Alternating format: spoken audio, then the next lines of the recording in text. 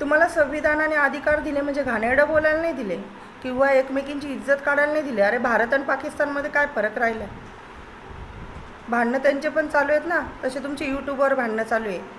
अरे लहान लहान मुलं बघतायत, काय त्यांच्यावरती परिणाम होईल? अभ्यास सोडून ते मज्जा म्हणून बघतायत. त्या 99वालीनी पण काय वाट लावली आहे? किती घाणेरड्याने, कशी हसते ती घाणेरड्यासारखी, किळसपणे.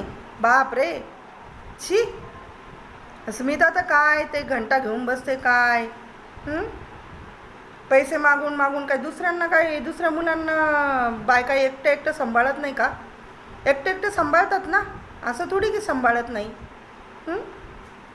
सांभाळतात आणि त्या स्वतः कोणाकडे भीक पण मागत नाही, कष्ट करतात, खाऊ घालतात, लेकरांवरती संस्कार करतात. तुमचे संस्कार बघा, मुलं जवळ असतात आणि इतके घाणेरड्या घाणेरड्या शिव्या चाललेल्या असतात.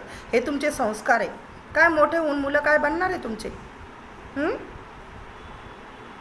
वकिलीनबाई पण जरा वकिलासारखं राहा, आपल्या आपल्या पेशाप्रमाणे राहायला शिका जरा.